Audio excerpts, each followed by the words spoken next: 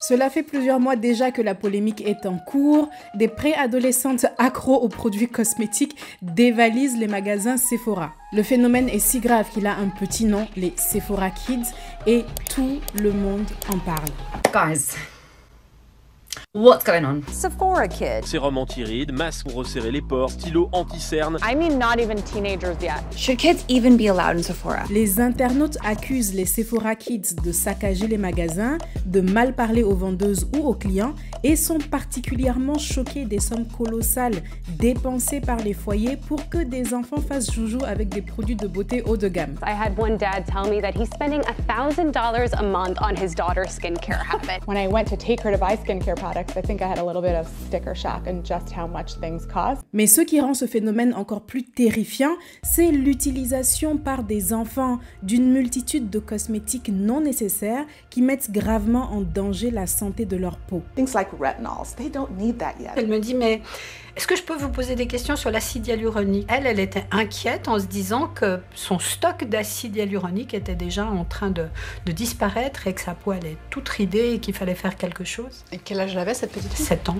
Face à ce problème, plusieurs questions divisent les internautes. Comment est-on passé d'une génération de petites filles qui jouent à la dinette à des shoppeuses aguerries de cosmétiques hors de prix? Mais surtout, les marques de cosmétiques usent-elles de stratégies marketing spécifiquement calculées pour cibler les enfants et s'enrichir, quitte à détruire leur amour-propre? D'ailleurs, en parlant d'amour-propre, quelles peuvent être à long terme et à l'échelle de la société les conséquences du phénomène des Sephora Kids?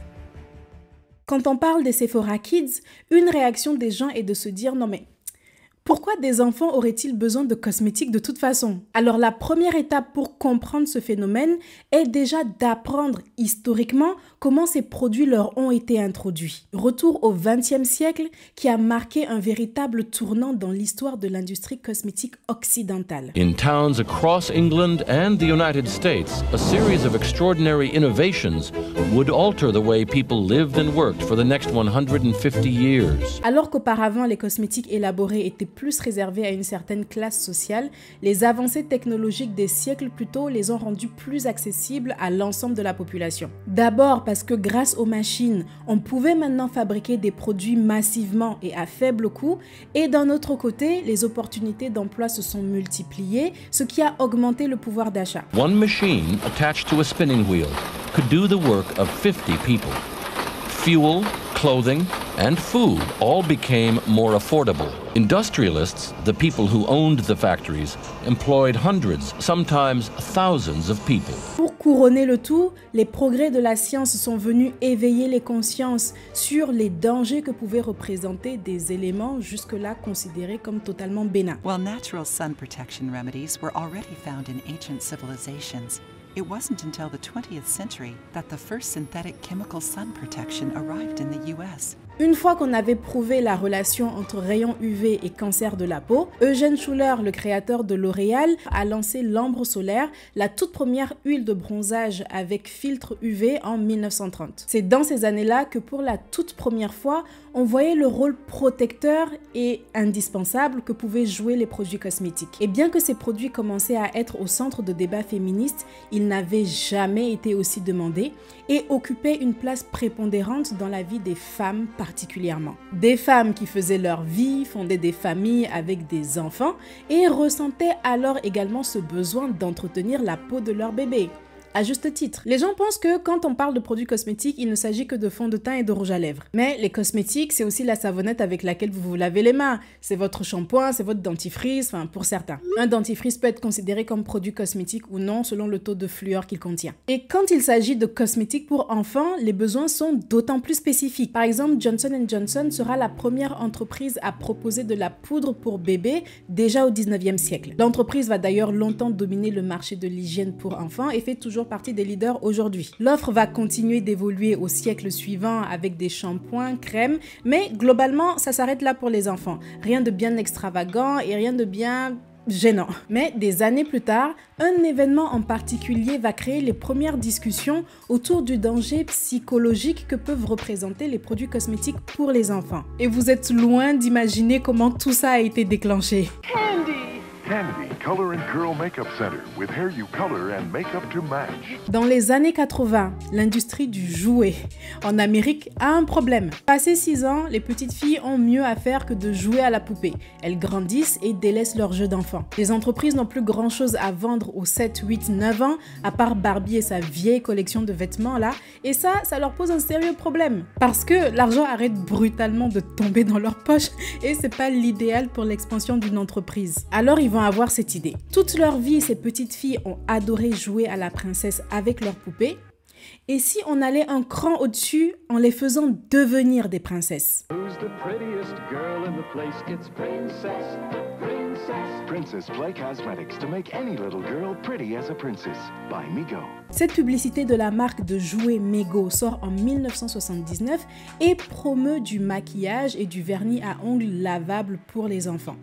Et le public est scandalisé. On accuse la société au mieux de nuire à l'estime de soi des petites filles, au pire de vouloir les sexualiser. Les mamans se plaignent que la marque insinue qu'il y a quelque chose de mal avec l'apparence des filles au naturel et qu'il faut forcément qu'elles changent quelque chose. Les seuls à comprendre le move à l'époque et à défendre l'idée publiquement sont les dirigeants de Mego eux-mêmes. À l'époque, Alan Chernoff, un vice-président de la société, s'était défendu en disant « Ce ne sont pas des cosmétiques pour s'entraîner mais pour jouer. C'est comme mettre des costumes puis les enlever. C'est amusant et fictif, ce n'est pas sérieux. » Mais toute la polémique que l'affaire a engendrée n'a pas empêché les produits d'avoir un énorme succès commercial et la moitié des entreprises du jouet en Amérique de se mettre sur le même créneau. Au fil du temps, l'offre des cosmétiques pour enfants s'est multipliée, mais le maquillage a gardé ce côté « ah, c'est juste pour jouer » pour que ce soit plus acceptable. Le marché principal reste celui du soin et vous devez bien garder une chose en tête. C'est que jusque-là, la demande était plutôt initiée par les parents et l'offre était plutôt alignée sur leurs envies et leurs valeurs. Par exemple, à notre ère, on a cette génération de parents qui sont conscients des enjeux environnementaux et de la nocivité de certains ingrédients dans les produits cosmétiques. Les entreprises créent alors des produits pour enfants en tenant compte de ces valeurs. Tout cela dans l'idée de séduire le parent parce que même s'il n'est pas l'utilisateur final, il est décisionnaire d'achat. Mais bien sûr, ça ne veut absolument pas dire que l'enfant n'en a que faire des produits cosmétiques, n'a pas d'attrait pour et même ne peut pas influencer le parent. Et d'ailleurs, ça, on sait très bien l'expliquer aujourd'hui. Le biologiste Daniel Povinelli identifie l'âge à partir duquel l'enfant prend conscience de son apparence à 5 ans. C'est pour cette raison qu'avant cet âge, l'enfant ne se reconnaît généralement pas totalement dans le miroir. Le processus de développement cognitif qui résulte en cette prise de conscience de soi se poursuit jusqu'à l'adolescence où petit à petit l'enfant se forge une opinion sur cette apparence. Ça c'est beau, j'aime mes yeux, j'aime pas mes cheveux. Dans ce qui va influencer leur avis, on retrouve bien sûr les images véhiculées par les médias, mais également son entourage proche, ses parents. Des études se sont spécifiquement penchées sur les relations mère-fille et ont révélé que les petites filles qui avaient été élevées par des mamans très critiques et ou autocritiques tendaient à développer une très faible estime d'elles-mêmes. Et aujourd'hui, le potentiel de self-jugement est tellement élevé, dans des cas extrêmes observés spécifiquement aux États-Unis et au Royaume-Uni, une petite fille peut se forger une opinion sur son apparence dès l'âge de 5 ans, 6 pour les garçons. Tout ça pour dire que les enfants soient attirés par la beauté, c'est naturel et prévisible. Et ça peut être triste à dire, mais selon les spécialistes, c'est même un signe de développement cérébral normal. Mais s'ils prennent conscience de leur apparence et qu'ils sont capables de se forger une opinion positive ou négative sur celle-ci, c'est donc normal qu'à un moment ou à un autre, ils ressentent l'envie de la soigner. Ça ajouté au mimétisme, bien entendu, ils vont reproduire ce qu'ils voient de leurs parents. Mais ok, jusque-là, la cosmétique pour enfants est globalement vue comme inoffensive et naturelle. Qu'est-ce qui change maintenant et pourquoi les Sephora Kids dérangent autant? Oh mon Dieu, c'est le nouveau produit! Il est sorti hier! Faut que je l'achète, faut que je l'achète! La critique envers les Sephora Kids démarre quand des créateurs de contenu partagent leurs observations sur les réseaux sociaux. Il y a de plus en plus d'enfants dans les magasins Sephora qui viennent là pour acheter des produits malgré le fait qu'ils ne soient absolument pas la tranche démographique ciblée par l'enseigne. C'est comme si vous alliez dans votre bar préféré et qu'un beau jour vous voyez un tas d'enfants débouler pour commander du mojito. Et encore, aller faire son shopping chez Sephora, c'est une chose. Mais quand il s'agit des Sephora Kids, il y a des éléments bien précis que les internautes déplorent. Les magasins saccagés, les enfants sont accusés de jouer, courir dans les allées et foutre le bordel dans les magasins. Guys, come on. Is anybody teaching their children manners anymore? This is not a tester, so we can't sell this now. Sephora employees are not your babysitters. La marque phare qui obsède les préadolescentes, c'est Drunk Elephant. C'est une marque qui pense la routine de soins comme un smoothie. Vous choisissez plusieurs produits dans une gamme pour les mélanger entre eux afin de vous concocter le soin parfait pour votre peau. Le problème des Sephora Kids, c'est que plutôt que de faire ces mélanges dans le creux de la main comme cela est supposé, ils les font directement sur les têtes des testeurs qui sont exposés en magasin et ils nettoient pas après. Résultat, les testeurs sont absolument dégueulasses et pas très attractifs pour les clients qui vont passer ensuite. D'ailleurs, l'année dernière, le débat avait surgi autour de la question « Faut-il bannir les enfants des Sephora ?» parce qu'un enfant avait détruit pour plus de 1000 $ de maquillage dans un magasin en Géorgie. Je devais faire un short sur le sujet à l'époque et puis après j'ai jugé que c'était pas si intéressant. Second reproche des Sephora Kids, le manque de respect envers le personnel mais également envers les clients. It's the last one. Yeah, I was thinking about getting it mine. But you're a boy. Running around and spraying each other.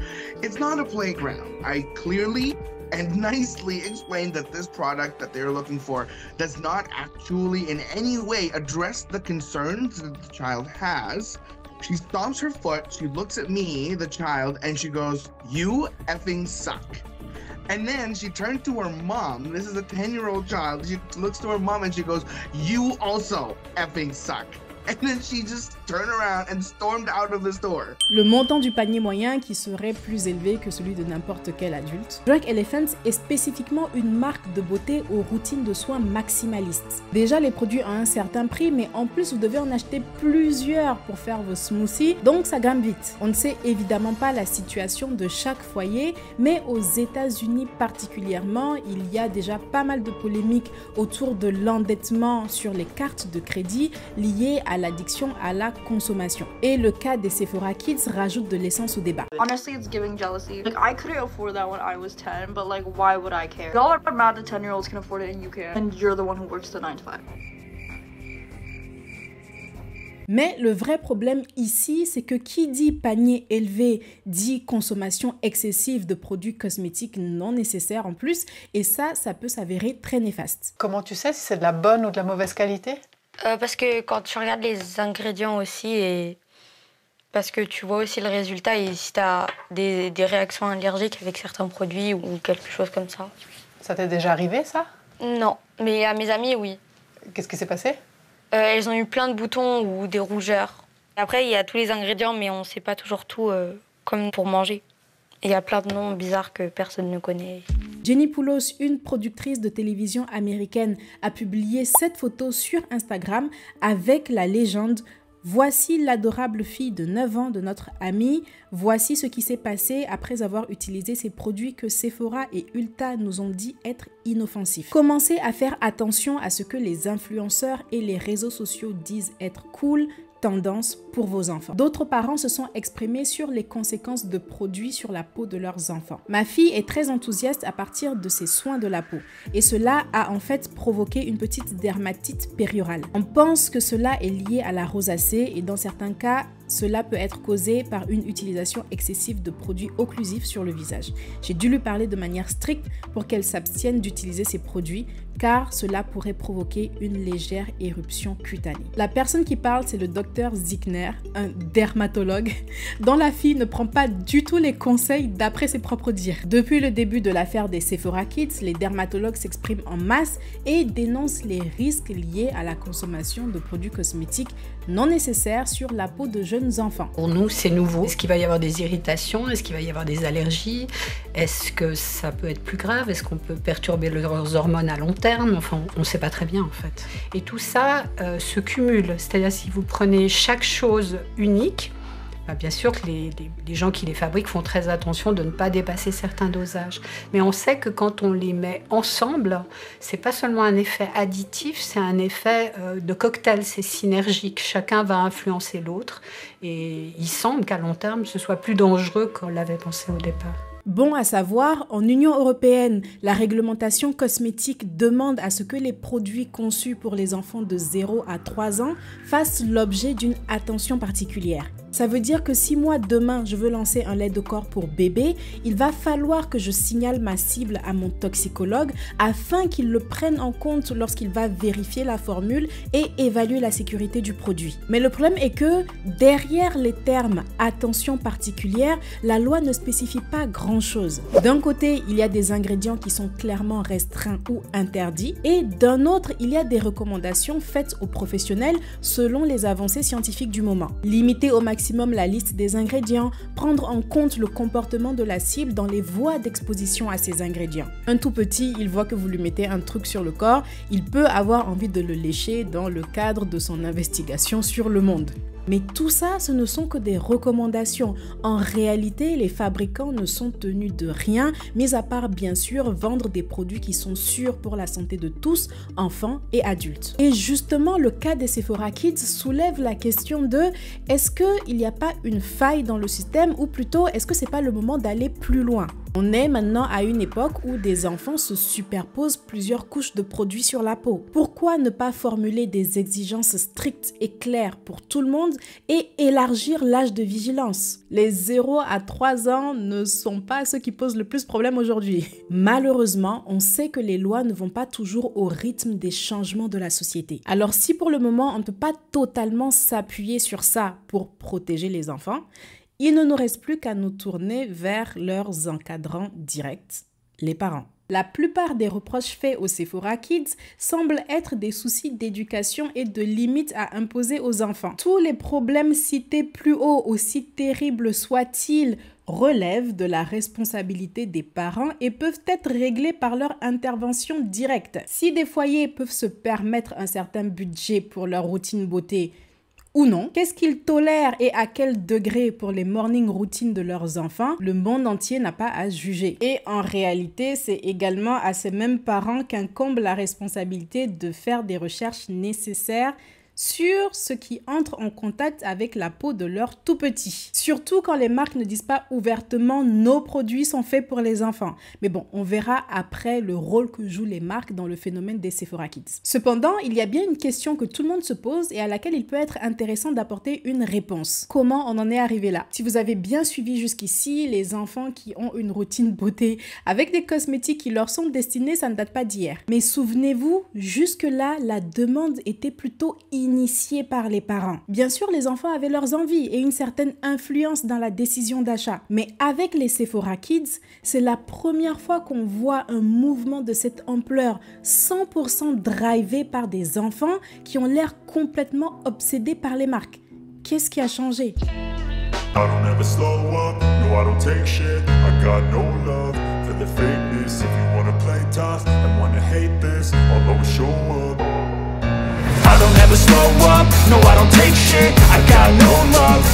Au North West poste une vidéo sur sa routine beauté est identifiée comme un catalyseur du phénomène des Sephora Kids et même comme la cause du mouvement. D'un côté, ça fait sens. Selon les psychologues, à un certain âge, l'enfant commence à ressentir l'effet parasocial. Il cesse de se tourner vers ses parents et ses professeurs pour trouver des conseils, il se tourne plutôt vers ses pairs. Le docteur Don Grant ajoute « Avant, on considérait que nos pairs étaient notre groupe d'amis.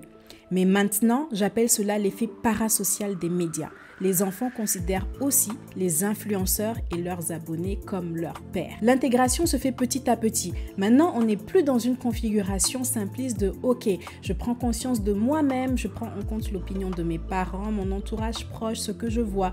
Maintenant, j'accorde aussi beaucoup d'importance à ce que vont dire et vont faire mes amis, que ce soit des amis que je vois dans la vie réelle ou dans ma vie virtuelle. » Et si on comprend cette analyse, on se rend compte que le phénomène des Sephora Kids se formait bien avant l'intervention de Northwest, même si c'est pas pour nier son impact, et ça par la combinaison de deux facteurs. L'épidémie des enfants sur les réseaux sociaux. Avant les Sephora Kids, un autre phénomène faisait la une des médias sociaux, c'était celui des iPad Kids. Les iPad Kids, une nouvelle génération d'enfants biberonnés aux écrans et totalement accros à eux, au point qu'on peut maintenant voir des enfants tellement absorbés par leur tablette qu'ils ne se rendent même plus compte que toute leur famille est partie du resto. Des enfants scotchés aux écrans et qui consomment du contenu sur les réseaux sociaux. Et oui, les parents, on sait. On estime que près de 40% des enfants de 8 à 12 ans utilisent les réseaux sociaux, et ce malgré le fait que la plupart des plateformes exigent que les utilisateurs aient au moins 13 ans.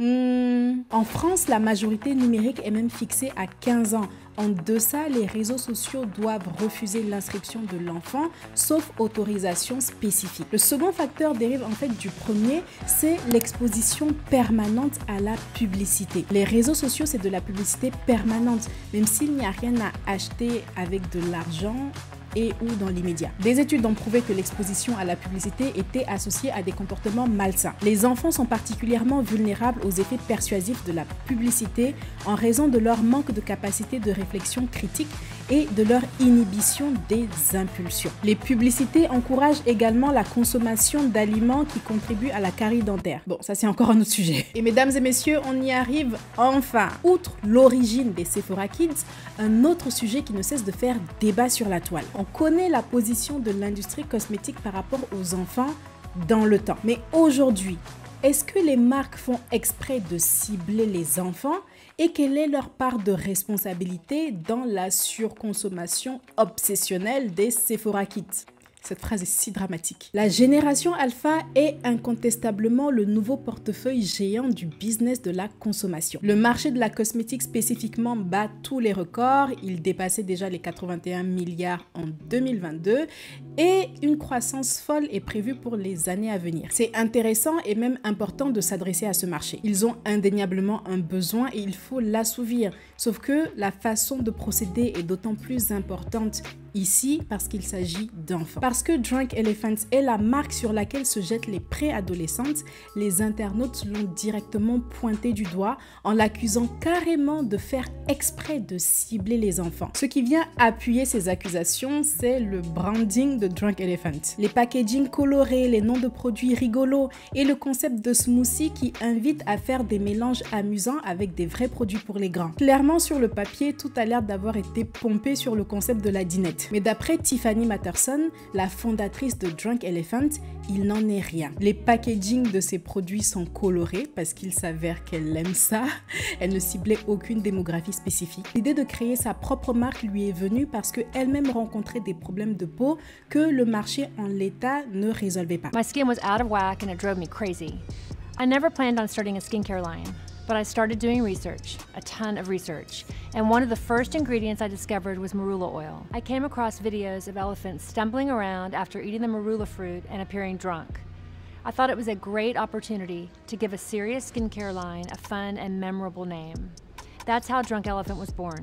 Et étant à l'époque mère au foyer, elle voulait créer des produits qui pouvaient s'adapter à toute la famille pour des raisons de praticité. À la question « Nos produits peuvent-ils être utilisés par des enfants ?» la marque a répondu le 8 décembre 2023. Oui, la plupart de nos produits sont conçus pour toutes les peaux, y compris celles des enfants et des préadolescents. Tout d'abord, je vous conseille d'éviter nos produits plus puissants qui contiennent des acides et du rétinol car la peau n'a pas encore besoin de ces ingrédients. Voici la liste de nos produits qui peuvent être utilisés en toute sérénité par les enfants et les préadolescents. Nous avons également créé une routine simple qui ne nécessite pas beaucoup de produits et le reste de la légende décrit la routine en question. Une autre raison pour laquelle les internautes doutent des intentions de Drunk Elephant, c'est que la marque a été l'objet de polémiques par le passé. Je décide de ne pas les mentionner parce que ceci n'est pas une vidéo sur Drunk Elephant et objectivement ça n'a aucun rapport avec les Sephora Kids. Mais je vous mets un article en barre de description si ça vous intéresse. Franchement, il y a les théories du complot d'un côté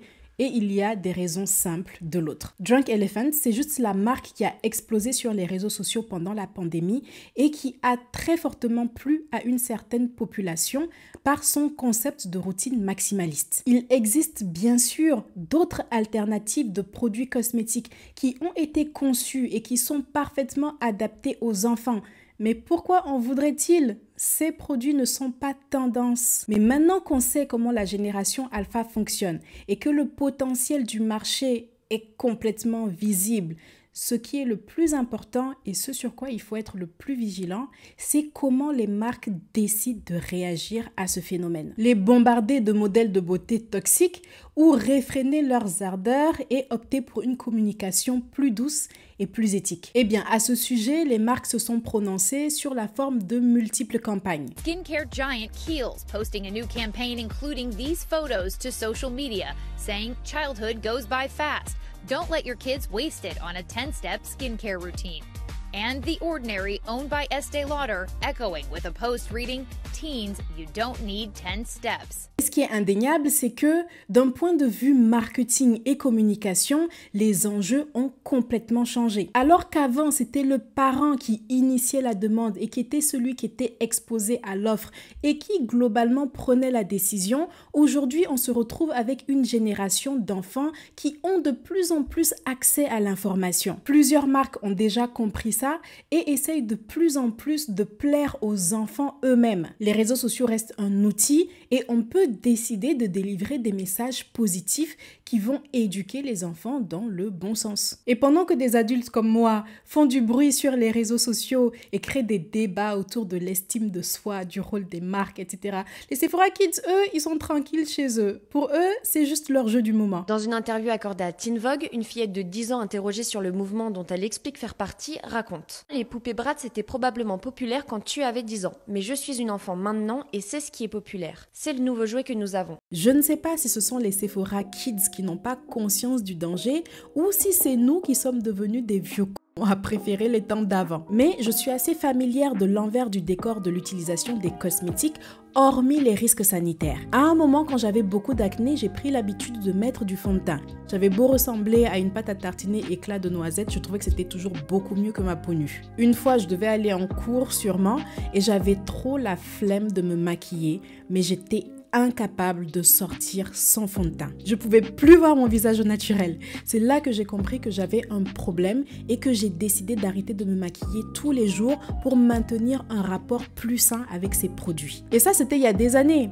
Mais pour la première fois que je suis sur YouTube, il y a un filtre lissant sur mon visage tout au long de cette vidéo. J'avais tellement d'acné hormonal la semaine où je me suis filmée, je pouvais pas me voir. Donc, je suis toujours victime de mes complexes. Mais ma réflexion reste la même. À user de trop de subterfuges tout le temps, on peut en venir à se détester tel que l'on est. Et ça, c'est plutôt embêtant. C'est vrai que dans le cas des Sephora Kids, on ne parle pas que de maquillage.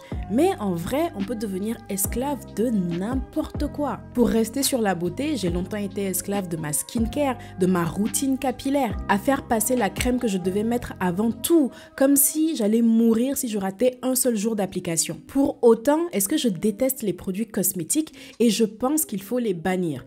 Clairement, non. Ces produits sont des outils. Le problème, c'est le rapport qu'on crée avec eux. Il faut parfois faire preuve de sagesse, de force mentale pour maintenir un bon équilibre. Le truc, c'est que cette sagesse ou cette force mentale, généralement, on ne l'a pas encore quand on est un enfant. D'un autre côté, le rapport que j'ai eu avec ma routine beauté, c'est mon histoire. Ça ne veut pas dire que ce sera l'histoire des Sephora Kids. Chaque individu est différent et on a de plus en plus accès à l'information pour ce qui est du développement personnel, du bien-être, et les modèles de beauté également sont de plus en plus diversifiés. On ne peut donc malheureusement pas savoir avec certitude de quoi le futur sera fait. Tout ce qu'on peut, c'est prévenir, encadrer, espérer.